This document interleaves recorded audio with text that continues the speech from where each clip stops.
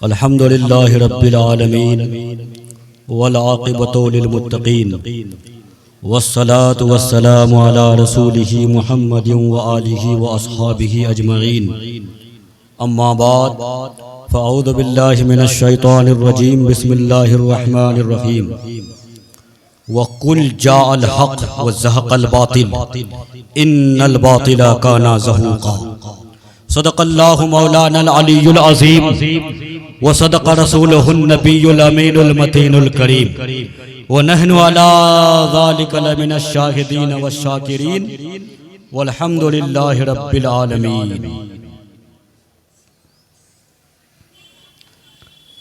लजपाल घराना है, नगीनों की लड़ी है।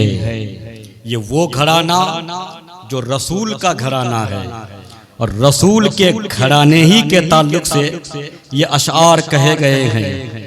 लजपाल घराना है, नगीनों की लड़ी है। इस घर की गुलामी भी हुकूमत से बड़ी है। उस घर की गुलामी भी हुकूमत से बड़ी है। और तुम लोग इधर बागे फिदक पर हो परेशान, फिरदौस उधर ज़हरा के कदमों में पड़ी है।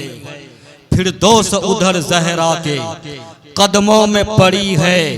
और जुल्फ़िकार जब रन में उठाई हैदरे कर्रार ने, जुल्फ़िकार जब रन में उठाई हैदरे कर्रार ने, डर के मारे दुम दबाया लश्करे जर्रार ने। डर के मारे दुम दबाया लश्करे जर्रार ने। और खालिद कभी हाथों में अलम लेते हैं, खालिद कभी हाथों में अलम लेते हैं। तारिक कभी मौजू पे कदम लेते हैं।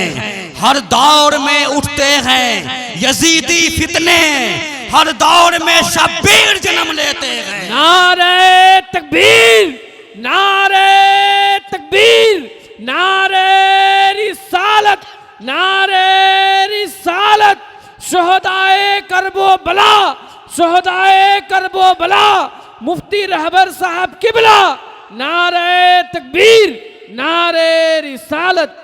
हस्ती मिटाई खून बहाया हुसैन ने, हस्ती मिटाई खून बहाया हुसैन ने। गुलजारे मुस्तफ़ा को सजाया हुसैन ने। यकदम में कत्ल हुए 1950, जुल्फ़िकार जब रन में उठाया हुसैन ने। अरे फिरदौस किस तरफ है, जहन्नम है किस तरफ, नक्शा को करबला में बताया हुसैन ने।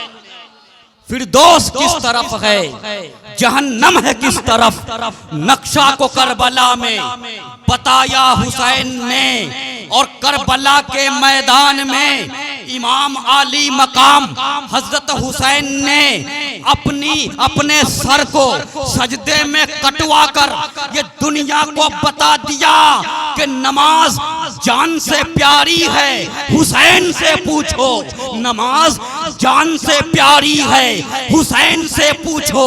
रसूले कायनात के उस नूरे ऐन से पूछो।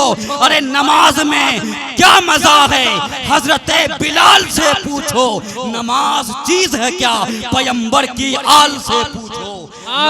चीज है क्या, पैगंबर की आल से पूछो।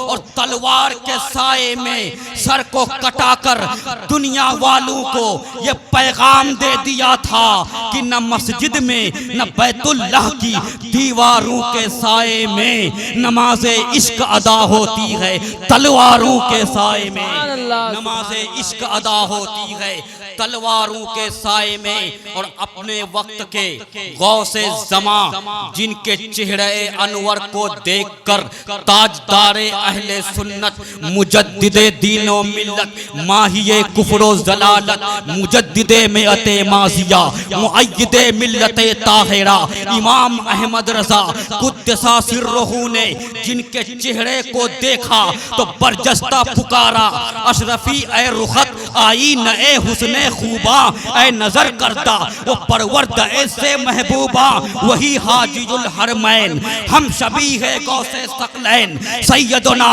अली हुसैन अशरफी जीलानी कछो छवि फरमाते हैं कि मिसाले मुस्तफ़ा कोई पैगंबर हो नहीं सकता, सितारा लाख चमके मेहरे अनवर हो नहीं सकता, और कोई हो मुत्तकियो आलिमो जाहिद ज़माने में मगर आले मोहम्मद के बराबर हो नहीं सकता। नारे तकबीर, नारे रिसालत, आले रसूल, आले नबी, नारे तकबीर, अशरफुल औलिया कॉन्फ्रेंस, सरजमीने खिकिर बन्ना, नारे तकबीर। कोई पैगंबर हो नहीं सकता, सितारा लाख चमके मेहरे अनवर हो नहीं सकता, कोई हो मुत्तकियो आलिमो जाहिद ज़माने में मगर आले मोहम्मद के बराबर हो नहीं सकता। और इमाम अहले सुन्नत मुजद्दिदे दीनो मिल्लत की आरज़ू पर कुर्बान, उनकी ख्वाहिश पर कुर्बान, उनकी दुआ पर कुर्बान, उन्होंने सैयद को वसीला बनाकर आले रसूल को वसीला बनाकर रब की बारगाह में दुआ की, अर्ज किया मौला आले रसूल का खादिम बना, सैयदों का खादिम बना, सिर्फ इसी दुनिया में नहीं बल्कि आखिरत में भी पुकार कर कहते हैं दो जहां में खादिमे आले रसूलुल्लाह कर, हजरते आले रसूले मुक्तदा के वास्ते। और दुनिया वालों को ये पैगाम दिया कि सैयदों को हल्के में मत लेना, ये औलादे फातिमा है, ये औलादे अली है, ये नूर है। पुकार कर कहते हैं या रसूल अल्लाह, या हबीब अल्लाह, या नबी अल्लाह, तेरी नस्ले पाक में है बच्चा बच्चा नूर का, तू है आईने नूर, तेरा सब घराना नूर का। तो आइए उस नबी की बारगाह में जिनको दुनिया ने जलाले ऐवाने सुलैमा कहा, तुर्रे नासिया ए सुम्बुलिस्ता कहा, कुर्रे दीद ए नरगिस्ता कहा, गुलदस्त ए बहारिस्ता ने जना कहा, याकूते नुस्खे ए इमका कहा, गौहरे मुहीते इत्का कहा, इत्र आमने दिमागे कुदसिया कहा। अगर आप देखें तो रसूल के बाद बशर में अगर सबसे अफजल कोई बशर है तो कोई और नहीं है, अबू बकर सिद्दीक है। दलील क्या है?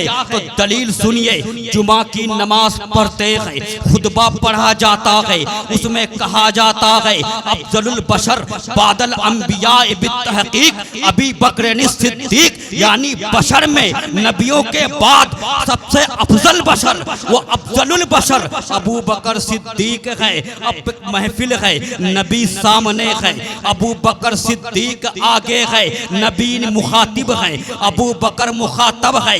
नबी ने फरमाया या अबा बकरिन लम यारिफनी हकीकतन गैरो रब्बी, ऐ अबू बकर मेरी हकीकत को मेरे रब के अलावा किसी ने नहीं पहचाना, अगर पहचाना तो सिर्फ रब ने पहचाना।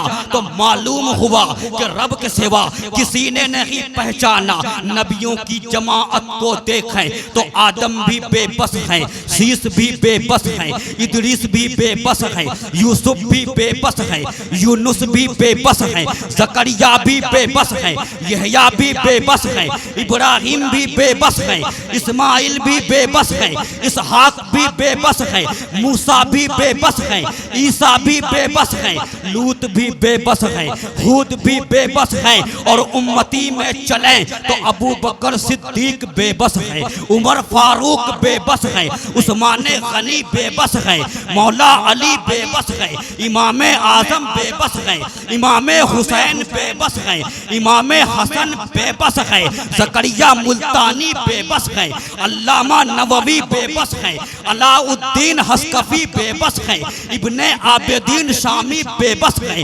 जुनैद बगदादी बेबस है, गौसे जीलानी बेबस है, ख्वाजा अजमेरी बेबस है, बाबा फरीदुद्दीन गंजे शकर बेबस हैं, जकरिया मुल्तानी बेबस हैं, सब बेबस हैं, अलाउल हक पंडवी बेबस हैं, अखिये पाक बेबस हैं, मखदूम सिमना बेबस हैं, कलीमुल्ला जहानाबादी बेबस हैं, हजरत फसी बेबस हैं, सब बेबस हैं। आखिर में मैंने ताजदारे अहले सुन्नत मुजद्दिदे दीनो मिल्लत शाह अहमद रजा खान फाजिले बरेलवी से पूछा कि आका आपने उस नबी को मुज़म्मिल भी लिखा, मुद्दस्सिर भी लिखा, शाहिद भी कहा, नज़ीर भी कहा, नूर भी कहा, बुरहान भी कहा, जलाले ऐवान सुलैमा कहा, दुर्रे नासिया सुम्बुलिस्ता कहा, कुर्रे दीदा नरगिस्ता कहा, गुलदस्ता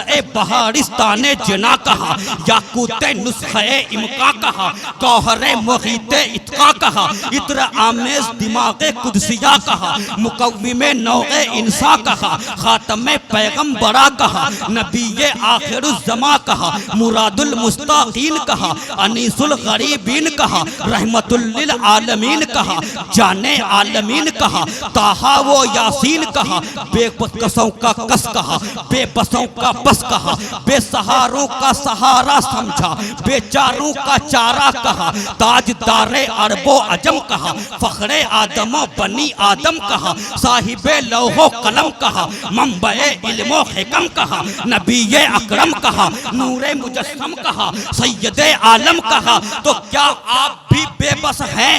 तो आलमे तसव्वुरात में बरेली की जमीन से आवाज आती है, ए रहबर सिमनानी जामेगी, जब हमारे इतने आका बेबस हैं तो मेरी क्या हैसियत है, मेरी क्या औकात है। जब सिद्दीक़ अकबर बेबस हैं, जब फारूक आजम बेबस हैं, जब उस्मान गनी बेबस हैं, जब सहाबा बेबस हैं, जब मशाइखीन बेबस हैं, जब गौसे जीलानी बेबस हैं, जब ज़करिया मुल्तानी बेबस हैं, जब मखदूम सिमनानी बेबस हैं, तो मेरी क्या हैसियत है, मेरी क्या औकात है। मैंने तो ज़मीने बरेली से उस नबी के ताल्लुक से ये कह दिया कि या रसूल अल्लाह, मैं आपको क्या क्या कहूँ, सरवर कहूँ के मालिको, मौला कहूँ तुझे, बाक़े खलील का गुले ज़ेबा कहूँ तुझे, तेरे तो वस्फ़ ऐबे तनाही से हैं बड़ी, हैरान हूँ मैं शाह, क्या क्या कहूँ तुझे। और जब कहते कहते थक जाते हैं तो आखिर में कहते हैं कि लेकिन रज़ा ने ख़त्मे सुखन इस पे कर दिया, खालिक का बंदा खल्क का आका कहूँ तुझे। नारे तकबीर, नारे रिसालत, अज़मते मुस्तफ़ा, अज़मते मुस्तफ़ा, कलामे रज़ा, नारे तकबीर, नारे रिसालत, सुभान अल्लाह, सुभान अल्लाह। बहुत की बारगाह में जिनकी हकीकत को आज तक किसी ने नहीं पहचाना और न कयामत तक पहचान सकेगा, उसी नबी की बारगाह में लौ लगाकर बुलंद आवाज से बंगाली अंदाज में झूम झूम कर पढ़ें, अल्लाहुम्मा सल्ली अला सय्यदना मौलाना मुहम्मद व अला आले सय्यदना मौलाना मुहम्मद सल्लल्लाहु तआला अलैहि वसल्लम। मेरे इस्लामी भाइयों,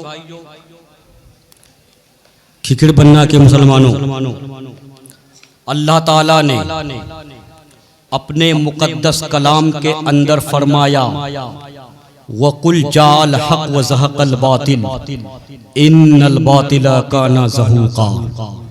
ऐ महबूब आप कहिए, हक आ गया, बातिल मिट गया, यकीनन बातिल को मिटना ही था, बेशक बातिल को मिटना ही था।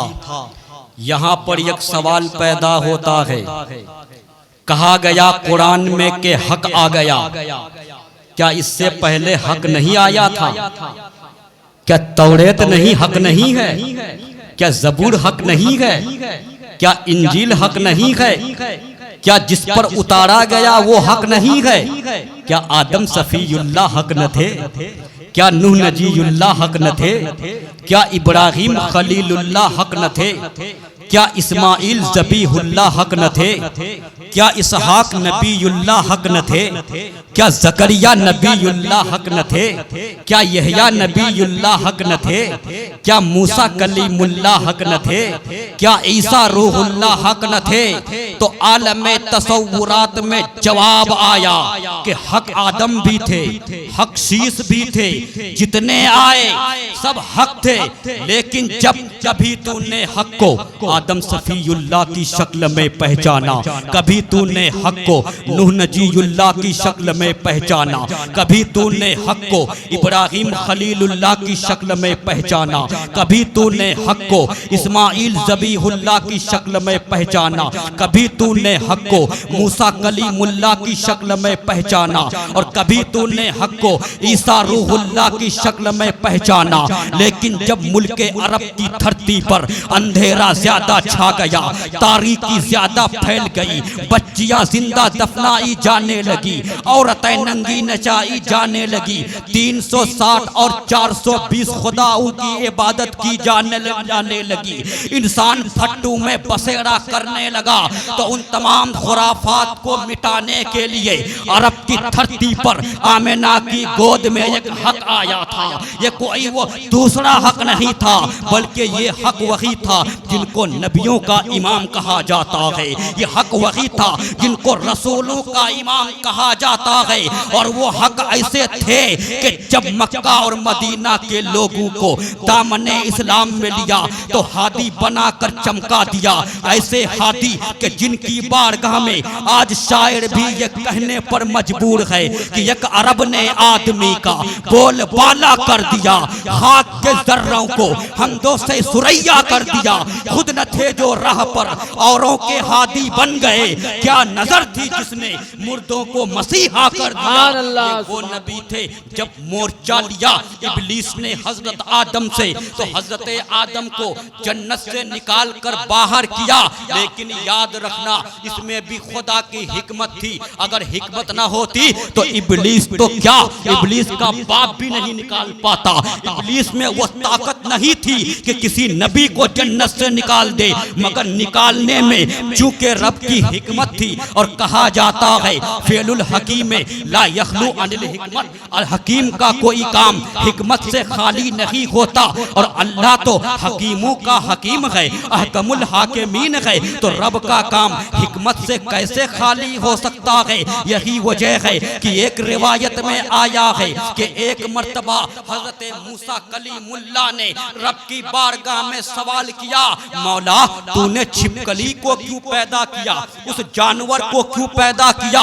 इमाम गजाली अपनी किताब में लिखते हैं जब मूसा कलीमुल्लाह ने सवाल किया तो रब ने फरमाया, ऐ मूसा तुझे हिकमत को जानने की जरूरत नहीं है, तुझे वजह को जानने की जरूरत नहीं है, कारण को जानने की जरूरत नहीं है, मगर मूसा कलीमुल्लाह ने बारगाह इलाही में अर्ज किया, मौला मैं जानना चाहता हूँ इसमें हिकमत क्या है। जब इसरार किया तो रब ने फरमाया, ऐ मूसा सुनो, जब मैंने तुमको पैदा किया था तो उस वक्त इसी जानवर ने, छिपकली ने मुझसे कहा था कि तूने मूसा को क्यों पैदा किया, तूने मूसा को क्यों पैदा किया। तो कहने का मतलब ये है कि रब के हर काम में कोई न कोई हिकमत है, लेकिन हम सारी हिकमतों को समझ जाएं ये कोई जरूरी नहीं है। उन्हीं हिकमतों को समझ सकते हैं जिनका बयान किताबों के अंदर आ गया, मगर जिसका बयान नहीं हम समझ नहीं सकते। तो इब्लीस को ये खुशी मनाने की जरूरत नहीं है, शैतान को खुश होने की जरूरत नहीं है। मैं ये कहना चाहता हूँ कि अगर खुदा की हिकमत न होती तो शैतान तो क्या उसका बाप भी नहीं निकाल पाता। अगर शैतान की ये ताकत है कि हक को मिटा दे तो मैं तो ये कहूँगा कि पहले तो वो अपने नसब को संभाल कर रखे। उसी इब्लीस का एक परपोता था, उसी इब्लीस का परपोता जिसका नाम हाम्मा था। कौन इब्लीस? जिस इब्लीस के बारे में गाज़ी मिल्लत सैयद हाशमी मियां अपनी तकरीरों में बराबर कहा करते हैं कि इतना सजदा किया, इतना सजदा किया कि अगर उसके सजदों को जमीन पर फैलाया जाए तो जमीन का कोई हिस्सा नहीं बचेगा। इतना सजदा किया, इतनी बड़ी इबादत, सजदे पे सजदा, और जन्नत में दाखिल होता था।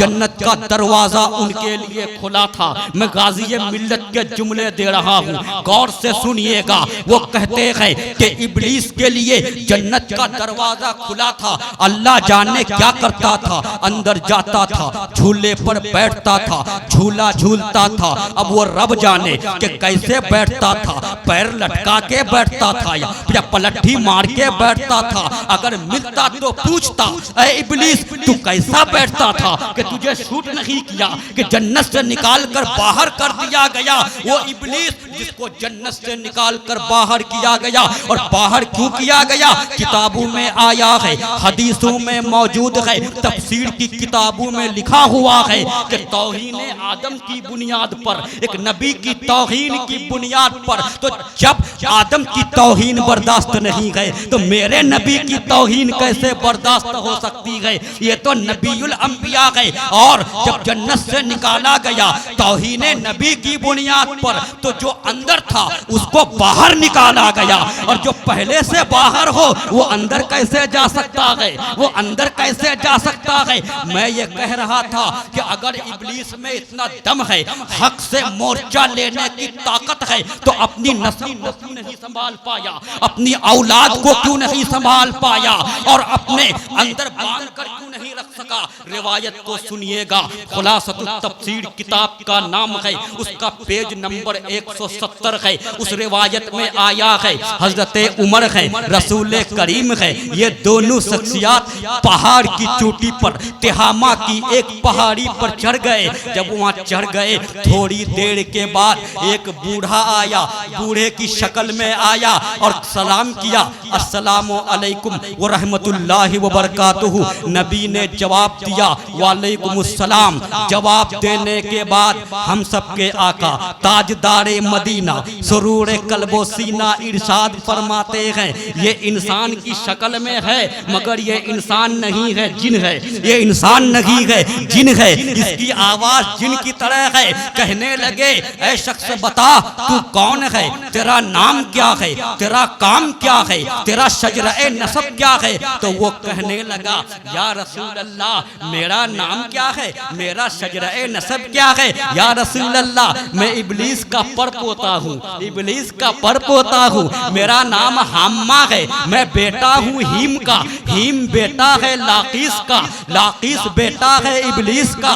या रसूल अल्लाह इब्लीस से लाकीस पैदा, लाकीस से हीम पैदा, हीम से हाम्मा यानी मैं पैदा। तो रसूल करीम ने फरमाया, ऐ हाम्मा जरा ये बता तुम्हारी उम्र कितनी है, तू कितने बरस का है, तू कितने साल का है? तो कहने लगा, या रसूल अल्लाह मुझे तो ये पता नहीं, दुनिया की जितनी उम्र है उतनी उम्र तो नहीं है, उससे कुछ कम है, मगर इतना याद है कि जब काबिल ने हाबिल को कत्ल किया था उस वक्त मैं कई बरस का बच्चा था, पहाड़ों में दौड़ता था, लोगों का गल्ला चोरी करता था, लोगों का अनाज चोरी करता था, और भाई भाई में लड़वाता था, दिलों में वसवसे डालता था ताकि लोग आपस में बदसलूकी करें, ताकि आपस में लोग बदफेली करें। रसूल करीम ने सुनकर फरमाया, तब तो तुम बहुत बुरे हो, तब तो तुम बहुत खराब हो। तो उसने अर्ज किया, ऐ सैयदुल मुरसलीन, या सैयदुल मुरसलीन, इस लफ्ज को याद रखिएगा,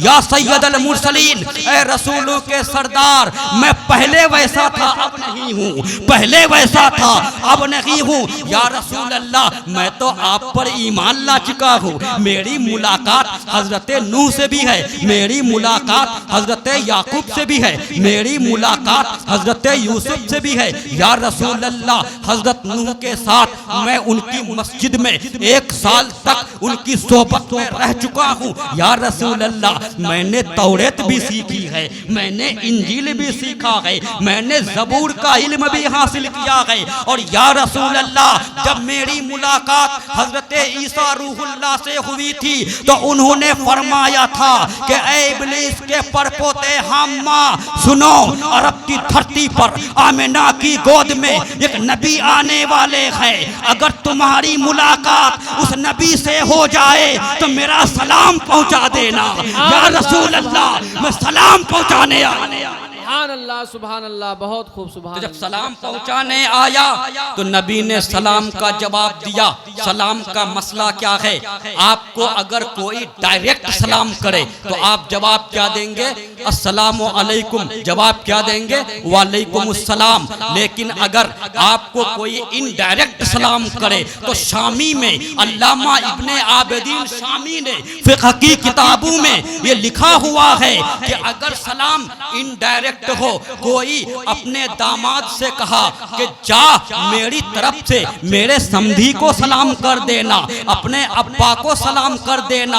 अब बेटा आया, बाप को आकर कहा बाबा मेरे ससुर ने आपको सलाम किया है, तो बाप क्या जवाब देगा? क्या वालेकुमुस्सलाम कहेगा? नहीं नहीं, बल्कि तरीका ये है कि उस वक्त वो कहेगा व अलैका व अलैहिस्सलाम, व अलैका व अलैहिस्सलाम। तो ईसा रूहुल्लाह का सलाम नबी तक पहुंचा और हम्मा के जरिए से पहुंचा तो नबी ने जवाब दिया व अलैका व अलैहिस्सलाम। जब नबी ने जवाब दिया फिर नबी ने फरमाया ऐ हम्मा बता तुझे क्या चाहिए, तेरी ख्वाहिश क्या है, तेरी तमन्ना क्या है, तेरी आरजू क्या है? तो हम्मा ने अर्ज किया या रसूल अल्लाह तौरेत तो सीख लिया, इंजील तो सीख लिया, ज़बूर तो सीख लिया, अब मैं कुरान सीखना चाहता हूँ, मैं कुरान सीखना चाहता हूँ। आज कुरान की तालीम इस मदरसा के अंदर दी जा रही है। सहाबा को कुरान का शौक था, ताबेईन को कुरान का शौक था,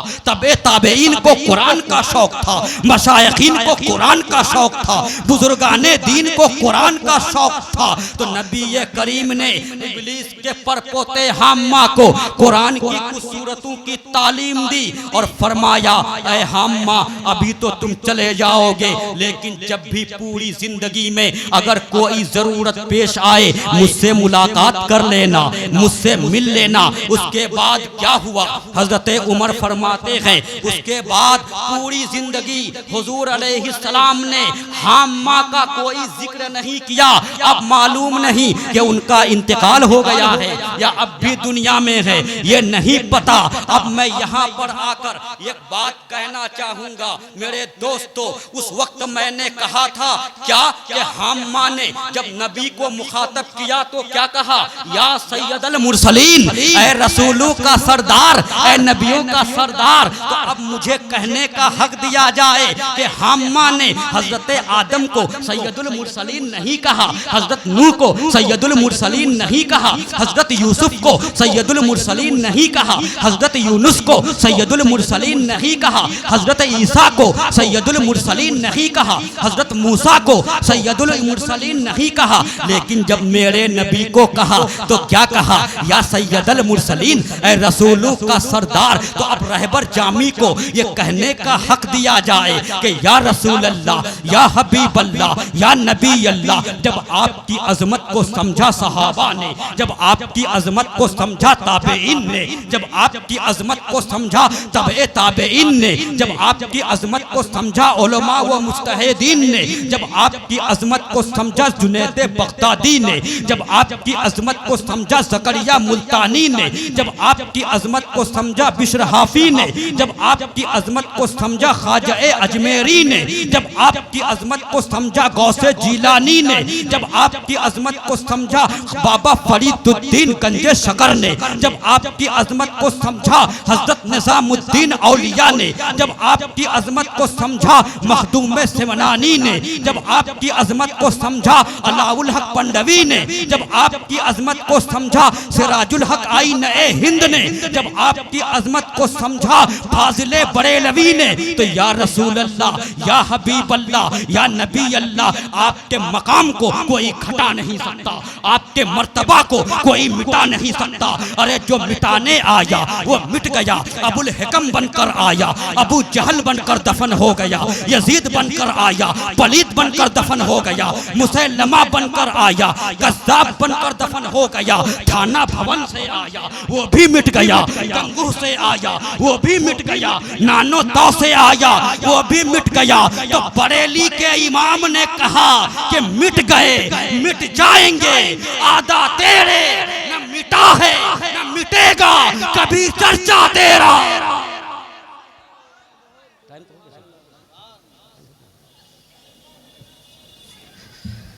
मेरे भाई मिट गए मिट जाएंगे, आदा तेरे न मिटा है न मिटेगा कभी चर्चा तेरा। आज याद कीजिए उस तारीख को, बातिल ने हमेशा हक को दबाने की कोशिश की, मगर तारीख याद करें हमेशा बातिल को हक के सामने झुकना पड़ा। इब्लीस ने सोचा सिर्फ मेरी चलेगी, सिर्फ मैं बोलूंगा, खामोश हो गया आदम सफीउल्लाह बोलते रहे। नमरूद ने सोचा सिर्फ मैं बोलूंगा, मुल्क शाम की धरती पर सिर्फ मेरी चलेगी, खामोश हो गया इब्राहिम खलीलुल्लाह बोलते रहे।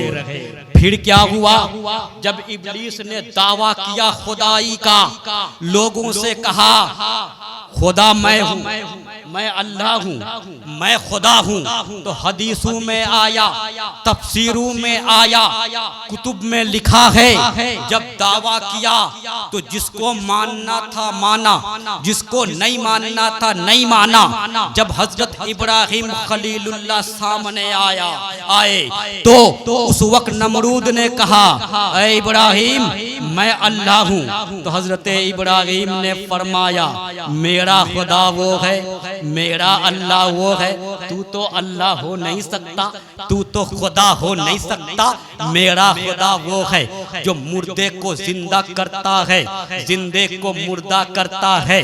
अगर तू खुदा है तो ऐसा करके बता। मगर इब्लीस की अक्ल में ये बात घुसती कैसे, जिसके भेजे में गोबर घुसा हो वो कैसे समझ पाएगा, वो नमरूद कैसे समझ पाएगा। नमरूद के भेजे में बात नहीं घुसी, उसे समझ में नहीं आया कि मुर्दा करना किसको कहते हैं, जिंदा करना किसको कहते हैं। उसने क्या किया, दो कैदी को बुलाया, एक कैदी को फांसी की सजा होने वाली थी और एक कैदी को छुटकारा मिलने वाला था। जिसको फांसी की सजा होने वाली थी उसे छोड़ दिया और जिसे छुटकारा मिलने वाला था उसको फांसी दे दिया और कहने लगा इब्राहिम मैंने मुर्दे को जिंदा कर दिया, जिंदे को मुर्दा कर दिया। हजरत इब्राहिम ने सोचा ये मरदूद समझ नहीं पाएगा, ये लईन समझ नहीं पाएगा, मुर्दे को जिंदा करना किसे कहते हैं, जिंदे को मुर्दा करना किसे कहते हैं। इसके भेजे में बात नहीं उतरेगी। तब फरमाया ऐ नमरूद मेरा खुदा वो है जो सूरज को पूरब से निकालता है, अगर तू खुदा है तो पश्चिम से निकाल, अगर तुम्हारे अंदर दम है तो पश्चिम से निकाल। किताबों में आया है फबोहितल लज़ी कफर, काफिर मबहूत हो गया, काफिर बेबस हो गया, कहा तू मानेगा नहीं।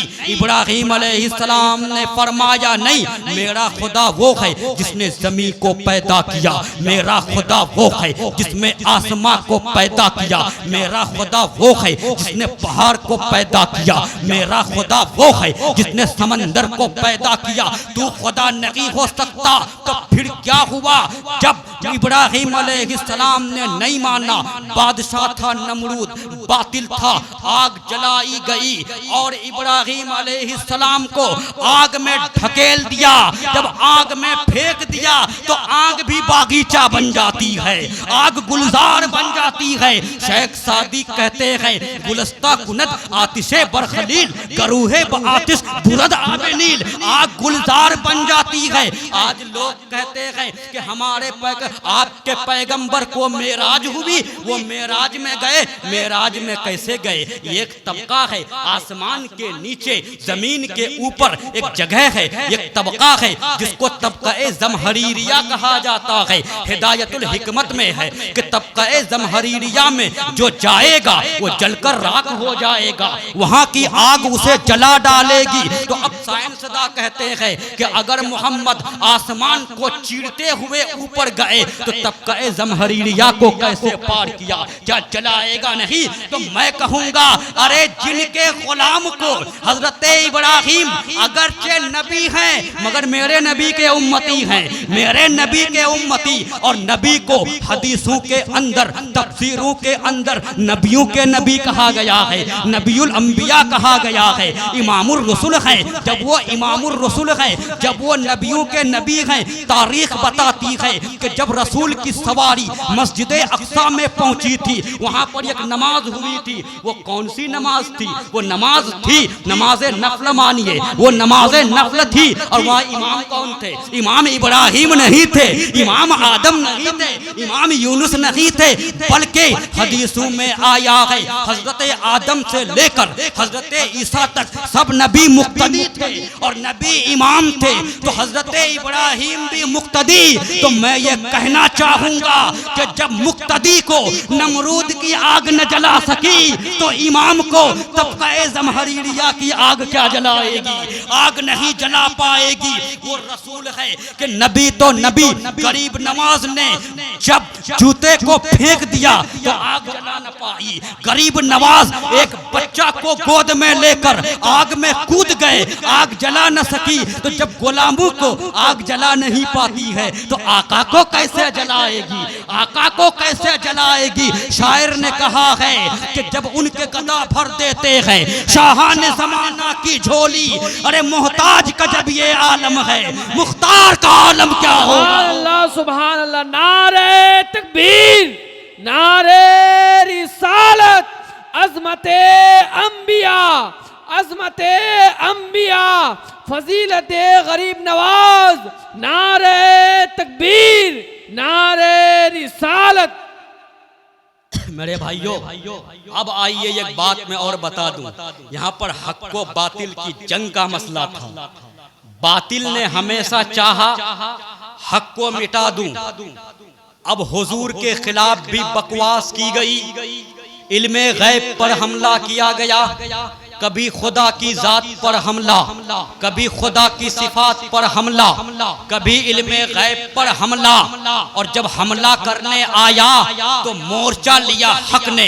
कभी जवाब देने के लिए सिद्दीक़ अकबर सामने आए, कभी फारूक आजम सामने आए, कभी उस्मान गनी सामने आए, कभी मौला अली सामने आए। और जब मैदान करबला में यजीद ने हमला किया तो जवाब देने के लिए इमाम हुसैन खड़े हो गए और सर को कटाकर दुनिया को ये बता दिया कि ये सर कट तो सकता है मगर झुक नहीं सकता। क्यों? इसलिए कि औलादे फातिमा का सर है, औलादे नबी का सर है, ये झुक नहीं सकता, कट सकता है। और सर को कटाकर दीन को बचाया है। तो हस्ती मिटाई दीन बचाया हुसैन ने, गुलजारे मुस्तफा को सजाया हुसैन ने। एक दम में कत्ल हुए 1950 जुल्फ़िकार जब रन में उठाया हुसैन ने। फिरदौस किस तरफ है, जहन्नम है किस तरफ, नक्शा को करबला में बताया हुसैन ने। तो मैं बात इस पर कर रहा था कि आज साइंसदानों को यह एतराज है कि मेराज कैसे हो गई और मेराज कैसे चले गए, ये जान नहीं सकते। ये तो इंसान है, इनको मेराज कैसे हो जाएगी? बस एक रात के एक लम्हे में ये यहाँ से मस्जिद हराम से बैतुल मुक़द्दस भी गए, वहाँ नमाज भी पढ़ाए, फिर वहाँ से उनकी सवारी उड़ी और सातों आसमान को पार करके सिदरतुल मुंतहा पहुंची। और जब सिदरतुल मुंतहा पहुंची तो वहाँ पर जिब्रील अमीन रुक जाते हैं और जिब्रील अमीन ने रुक कर कहा, या रसूल अल्लाह मैं आगे नहीं बढ़ सकता। नबी ने फरमाया वजह क्या है? तो जिब्रील अमीन ने जो अर्ज किया वो शेख सादी ने बूस्ता के अंदर लिखा कि अगर एक सरे मोए बरतर बरतर परम फरोके तजल्ला बेसूजत परम। अगर एक बाल के बराबर भी आगे बढ़ूं तो अनवार तजल्लियात मेरे पर को जला डालेगी, मैं बढ़ नहीं सकता। तो नबी ने फरमाया, ऐ जिब्रील तूने मेरे बाबा को क्या कहा था जब आग में डाले जा रहे थे, तो तूने क्या कहा था मेरे बाबा जान से, हजरत इब्राहिम से कहा था कि ऐ इब्राहिम, ऐ अल्लाह के नबी, अगर कुछ ख्वाहिश हो तो बताएं, मैं वहां जा सकता हूं जहां मेरे सिवा कोई नबी भी नहीं जा सकता, कोई फरिश्ता भी नहीं जा सकता। आपने ये कहा था, लेकिन देख मैं वहां जा सकता हूं जहां तू भी नहीं जा सकता, जहां तू भी नहीं जा सकता। जिब्रील के पर जल जाएंगे। और जिब्रील कौन थे? जब आए थे तो छत को चीर कर आए थे, दरवाजा नहीं खटखटाया था, छत को चीर कर आए थे। तो जब जिब्रील की ताकत का ये आलम है, तो जो जिब्रील का भी इमाम है, जो जिब्रील का भी नबी है, जो जिब्रील का आका है, जो जिब्रील का मखदूम है, उनकी ताकत क्या होगी? आज लोग कहते हैं नबी मेरी तरह है, नबी मेरी तरह है। मैं कहूंगा कि मेरे नबी तो वो है कि जिनके लिए जन्नती जानवर भी रोता था, जिनके लिए बुराक भी रोता था। मेरे नबी तो वो है कि जिनके कदमों को जिब्रील अमीन भी चूमते थे, जिब्रील अमीन भी बोसा देते थे। और ऐ नादानो, तुम तो ऐसे हो कि जिब्रील अमीन तुम्हारे करीब गवारा न समझे, जिब्रील अमीन तुम्हारी सोबत को गवारा न समझे, तुम्हारी याद में कुत्ता भी न रोए, तुम्हारी याद में चूंटी भी न रोए, और नबी की याद में जन्नती जानवर भी रोता है। जिब्रील अमीन के मखदूम जिब्रील अमीन कदम चूमते हैं। तो जब तुम जिब्रील अमीन के बराबर नहीं हो सके तो नबी के बराबर कैसे हो गए? नहीं हो सकते। यही वजह है कि शेखुल इस्लाम वल मुस्लिमीन रईसुल मुहक्किकीन हजरत अल्लामा मदनी अशरफी जीलानी कछोछे की जमीन से दुनिया को ये पैगाम दिया कि बशर के भेष में लाकल बशर की बात करो, अरे खैर चाहो तो खैरुल बशर की बात करो। मेरे भाई मेराज गए, लोग कहते हैं मेराज कैसे जा सकते हैं, आसमान में दरवाजा नहीं है, दरवाजे को कैसे पार करेंगे? अरे मेराज एक मोजज़ा था, मेराज एक मोजज़ा था। इंसान की समझ में जो ना आए उसको कहते हैं ये आदत के खिलाफ खर्के आदत जो काम हो, और नबी से हो तो मोजज़ा। वो नबी जो जमीन पर बैठे बैठे चांद को चीर दे, वो नबी जो सूरज को पलटवा दे, वो नबी जो इशारा करे तो दरख्त को बुला ले, वो नबी जो इशारा करे तो अबू जहल की मुट्ठी में कंकर को कलमा पढ़वा दे। वो मेराज क्यों नहीं जा सकते? वो लामका क्यों नहीं जा सकते? बिल्कुल जा सकते हैं। और दूसरी बात ये है कि रसूल को जाने के लिए यहाँ पर दरवाजे की भी जरूरत नहीं है, बगैर दरवाजे के इस पार से उस पार चले जाएंगे। ये रसूल की खुदाई ताकत है, उनकी रूहानियत है। और याद रखो ऐसा इंसानों, तुम कहते हो आसमान में दरवाजा नहीं है, लेकिन मैं कहता हूं कि आसमान में दरवाजा है।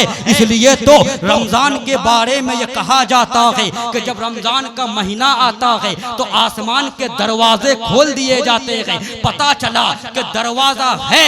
और हुजूर ताजुल औलिया ने जो वहां पर यहाँ सादुल्लापुर में हुजूर ताजुल औलिया ने एक स्कूल कायम किया। स्कूल क्यों कायम किया? बुनियाद क्यों रखी? उसकी वजह यह है कि हमारी कौम के बच्चे दूसरे स्कूल में जाकर यूनिवर्सिटियों में जाकर अपना जहन खराब कर रहा है, अपना नजरिया बिगाड़ रहा है। जो साइंस कहती है उसी को अपना लेता है। लेकिन अगर कोई तालिब इल्म आईने हिंद स्कूल में दाखिला लेगा तो वहां पर साइंस भी पढ़ाई जाएगी और नजरिया भी बचाया जाएगा। साइंस का जो फार्मूला है वो भी बताया जाएगा, उसका रद्द भी किया जाएगा, उस फार्मूले की तरदीद भी की जाएगी। कम से कम बच्चों की अकीदत की हिफाजत हो सके, बच्चों के ईमान की हिफाजत हो सके, बच्चों को बचाया जाए। और ताजुल औलिया के ज़हने मुबारक में, उनके दिमागे मुबारक मुबारक में ये बात है कि जो साइंस का नजरिया है वो बदला जा सकता है, साइंस का फार्मूला बदला जा सकता है, साइंस का नियम बदला जा सकता है, साइंस का कायदा बदला जा सकता है, मगर इस्लाम के नियम को कोई बदल नहीं सकता, इस्लाम के फार्मूले को कोई मिटा नहीं सकता, इस्लाम के कानून को कोई मिटा नहीं सकता। फिर वही बात कि जो मिटाने आया वो मिट गया, अबुल हिकम बनकर आया, अबू जहल बनकर दफन हो गया, यजीद बनकर आया, पलीद बनकर दफन हो गया, मुसैलमा बनकर आया, कज़्ज़ाब बनकर दफन हो गया, थाना भवन से आया वो भी मिट गया, गंगू से आया वो भी मिट गया, नानो तौ से आया वो भी मिट गया। तो हमारे इमाम ने कहा मिट गए, मिट जाएंगे, आदा तेरे न मिटा है न मिटेगा कभी चर्चा तेरा। सुभान अल्लाह, बहुत